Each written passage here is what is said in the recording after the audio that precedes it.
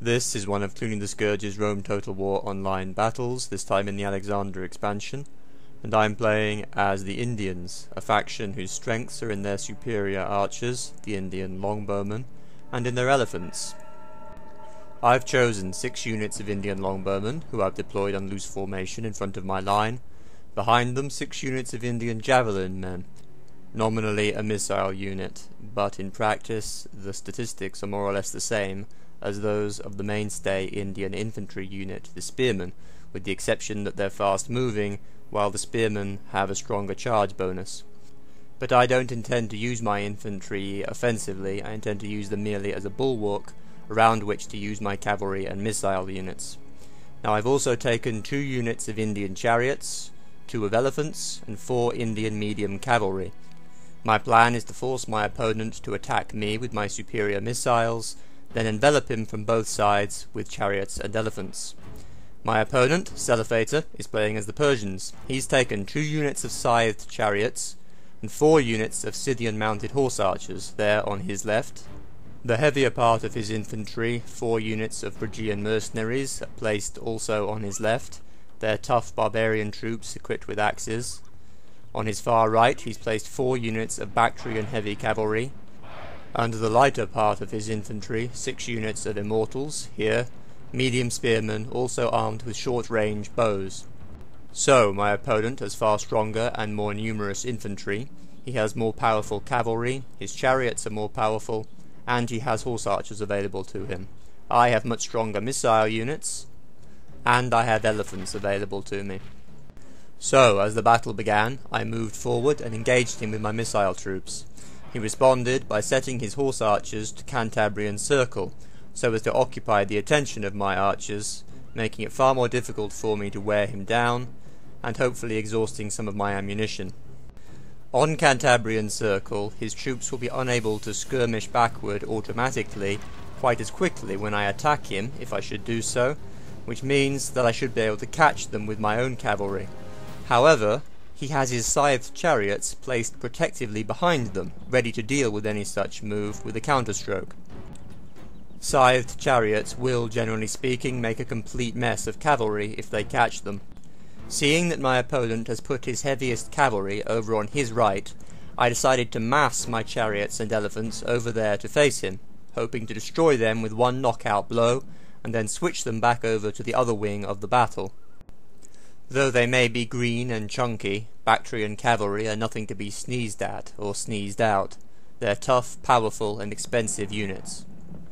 You may have noticed that Indian elephants, on the other hand, are, for reasons best left uninvestigated, pimped out in camp and, shall we say, flamboyant colours, so that they resemble a kind of psychedelic wave of living, trumpeting hippie colour, seeking to overwhelm like the bad trip of an LSD abuser.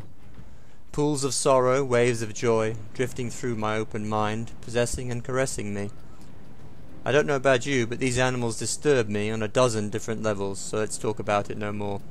At this point I decided that I was wasting my ammunition on those horse archers and sent my longbowmen forward to target his infantry.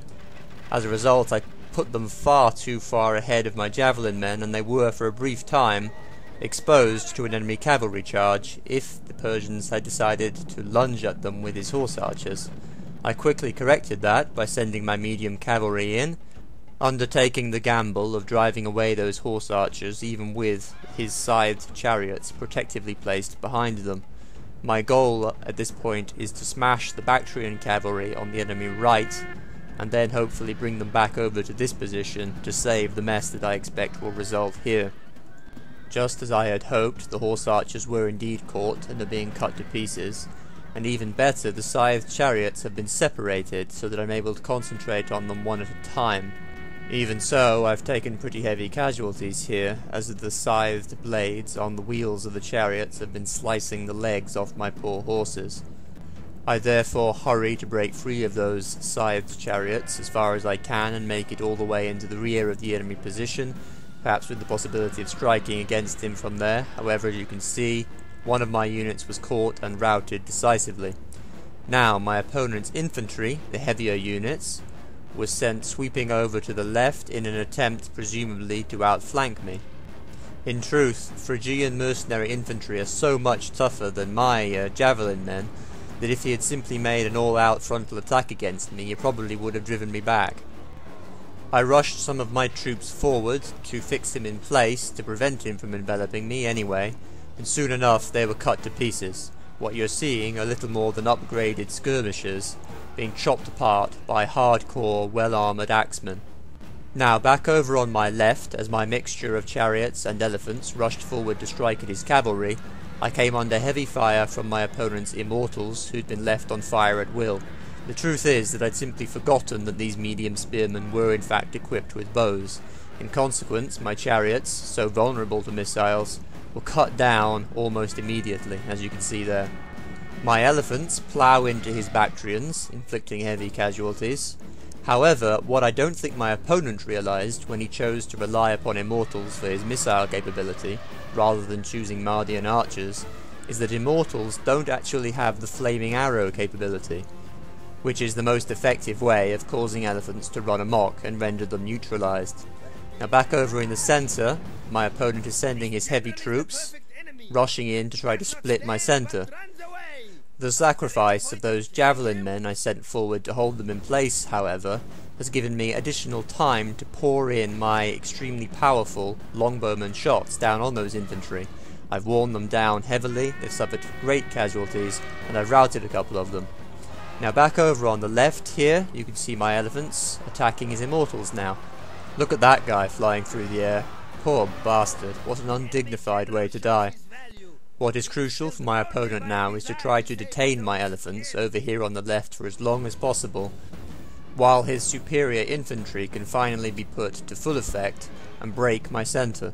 Now back over on the right and far in the rear now, I stopped chasing these horse archers, quite futilely since they were on skirmish mode and I was never going to catch them, and turned back to try to join the battle before his infantry can do too much damage. And again you see a system of delaying tactics as the Persians deploy scattered units to try to hold up my cavalry for as long as possible here.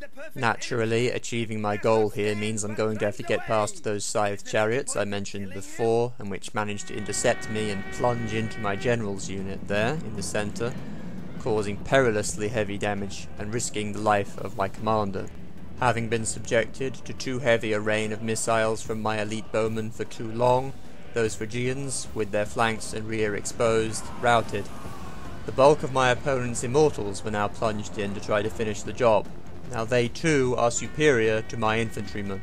However, I have my cavalry nearby, which I can try to use to complete an envelopment, but they, in turn, are still being disrupted by the scythed chariots, which I just can't manage to break. If my opponent can hold on for long enough, he will break through my javelin men in the centre. Consequently, my opponent makes repeated charges with his cavalry into the elephants to occupy their attention and hold them for as long as possible.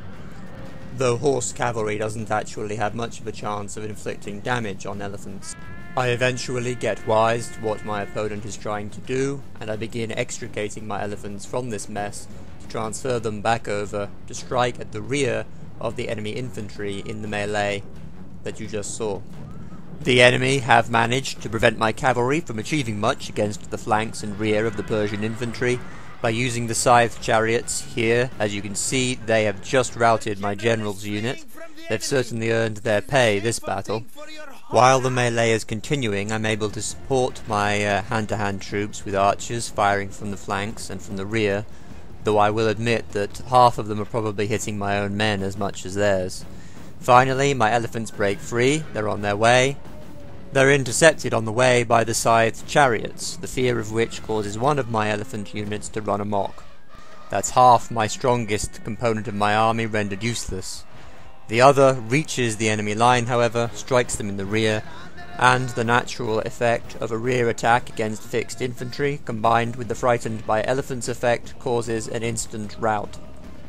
My peace-loving psychedelic elephants gaze down at this last encrusted green bogey of a heavy cavalry unit and say, "Nothing's going to change my world." In order to win this battle, my opponent needed some Mardian archers. Long-range incendiary arrows would have been a grave threat to my elephants.